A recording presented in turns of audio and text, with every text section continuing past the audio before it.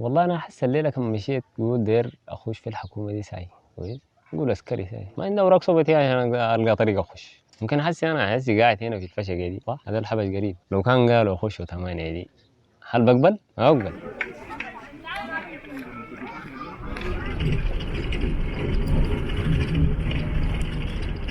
والله القبيلة دي والله يا أخي 8 دي غايته فوقه يعني ناسه كتير ملخبطين، يعني ما أقدر أقول لك يعني ده جنسه كده، لكن هم التلاتة ديل في برقو والخوصة أهلنا ديل والبقارة في بازا في بارية كلهم السكون دي قاعد، وفي حبش الحبش ديل حساسا مين قاموا جو بس يهون أسسوا هنا في البلد دي، في وحدات يعني جو من 84 أنا ذا قدام زاد من 84 جينا قبلي وزاد بكثير، والله في ناحية كده نحن كان هناك ما عندنا مشاكل كتير كده يعني، لكن قوادنا هناك كان سمح، هسي جايتنا هنا برضه يعني حاجة ما قصروا مننا، لكن يعني هسي كهرباتنا شغالة مويتنا شغالة وأي شيء شغالة، لكن بس الظروف شوية كده بس قاعد يودينا في مراحل كده، مشكلة الأرقام دي بس كان ما كده حاجة كده جاري في ورانا ما في.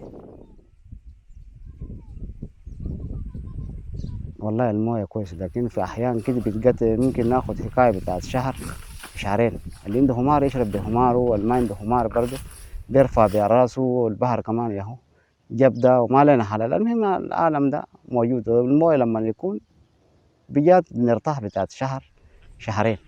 والله اللي عنده أراضي يعني ناس معين ما فايت له 5 ولا 6 7 نفر اللي عندهم أراضي ثبوتية، لكن الباقي إنه نفس الكلام ده بتأجر. في أراضي القاعد نزروا يعني هنا زي شكل جبراكات، ده البحر شاله. والبرة كمان يا هو هسه ناس قاعد يزرعوا من هنا وقاعد نمشي يزرعوا، يقول لك أنا هنا استفدنا من السد، ما في حاجة إلا بس وكده دخلنا راسنا في البيوت ده بس.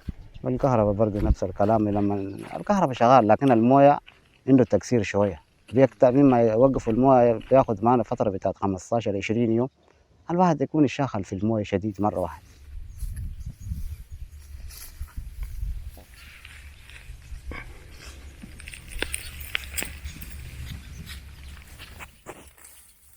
والله أساسا كان بس السد قفلوا السد ولا حسب قالوا الموية دي دايرين يوقفوها، الحلالة اللي جنب البحر دي قال يهجروها، نحن ذاته ما عارفين زمان قاعدين يبنوا المحلات دي شوفنا، لكن ما عارفين انه ذاته بتاع شنو، بعد اتخارجوا كده وقاموا لمونا جابوا الإعلان، قلنا الليلة بكرة الليلة بكرة، المهم تموا أيامهم ياهو، وشفناها هنا بعيننا الموية جاتنا طوالي مباشر جاتنا، وحشرات تجيب باود تماسيح وشنو، انت الليل بيتك انت قاعد زي ده البحر ده يجي يفوت بجاي وقدامك بوراك، والناس في البداية قالوا ما يمشوا، لكن وقت شافوا كده انت الليلة تقوم جاري يقوم ناخد زي يومين تاني اللي بوراي يقوم انت تقوم في النص، انت قواتك ذات ما مصالحك، كان عندك شفة في واحد يمشي يقع في البحر في المجاري ده، عشان كده شفنا كده ما نفع، طبعا طلع نفسك زول كده جاب لنا حديد عشان يجيبنا ما في، المهم انترينا نحن بس بحقنا الطلع علينا ده رحلنا عيالنا وجبناه.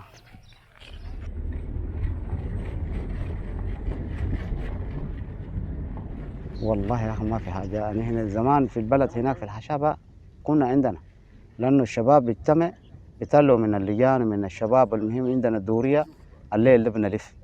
مما رحلنا الثمانيه هنا الواحد انت اللافي بالليل ده ذاته نفسك في الخطير، لانه كان جبل الاجانب بتاعت البوليس وحاجه بالشكل ده، لانه الناس ما عرفوا وعندنا ما عرفوا ما بنقدر نواصل، لكن مما جاء الجيش سكن في الثمانيه داخل الهله مما الساعه 10 وقدام انت نفسك ذات خطور، لانه لما تكون قاعد داخل الهله ماشي البيت الا تكون زول معروف، ولا في الجيش ده تكون عندك زول يعني عندك معرفه معه حتى بيفوتك، ما في زول بيفوتك يودوك القسم تبيض معهم الصباح يجروا اجرات يفكوك.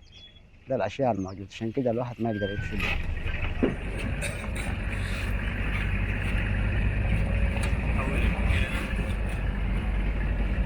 توقف عليك الورق، حتى لو كان انت وديتها قرد وصلت الطامنة دي تاني طريقة قدام ما عندها، تجي راجع لبيتها هنا، الرجال الواسة والحاجة الشغل ما عندهم شغلة تاني، لأنه ما في طريقة، أنا وصلت تامنة ما عندي ورق ما بيجي قدام، يجيبني راجع تاني البيت، كان ذكي شنو ده كان تجي راجع البيت، ده اللي بيقيف، لكن احنا ما عندنا كونه مرة راجل ده ما بيحمينا، يتعلم والله إذا كان العلم ده يكمل، نحن بنماثر فينا ونوقف طريقنا ونوقف فينا طريقنا الورق ده بس.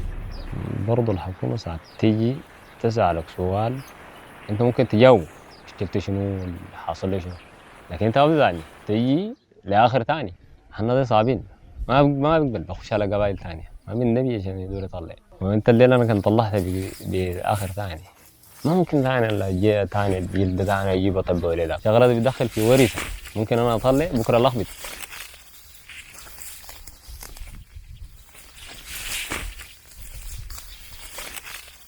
في العمال العامل اللي جاي من اثيوبيا بيجوا بيشاركوا معنا في مشاريع في داخل الهله اي شغله، لانهم برضو ساكين زينا عايشين المعايش، نعيشوا مع بعضهم بيرجعوا زمنهم ونحن قاعدين ولا بيناقشونا ولا بنناقشوهم في حاجات زي دي. طبعا مساكين من شعب طبعا ضايقونا، لكن يعني نقدر نقول لهم شنو؟ ما عندنا مقدره، ما في عندنا نحن، ما فينا سلطه عشان ما نقول يا اخي الناس ديل جو ضايقونا في السلطه في المعيشه، نرفع له تقرير عشان يوقفوا الناس في حده.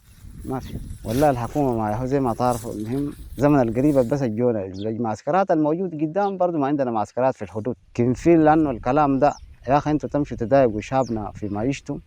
لما نقول المعسكرات اللي في الحدود ده المفروض كان بيرجوه وشايفينه وفوضوهم، ونحن ما عندنا مقدر عشان نقول لهم يا اخي انتوا ضايقتونا في المعيشه عشان ما نقول لهم يرجعوا.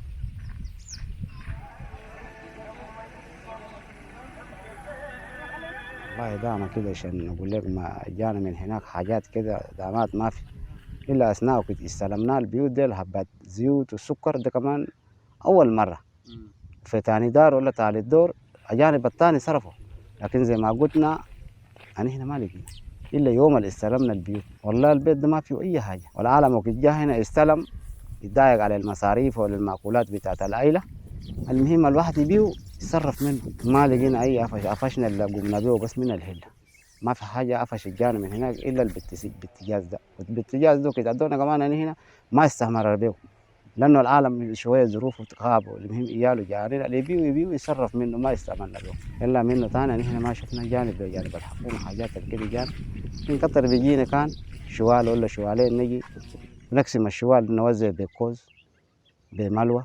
المهم ان هنا لما نقول ذاك ظروفه سمح وذاك المهم نشوف تجاهه يعني واحد كان بالكوز ان هنا نقسم على القبيله.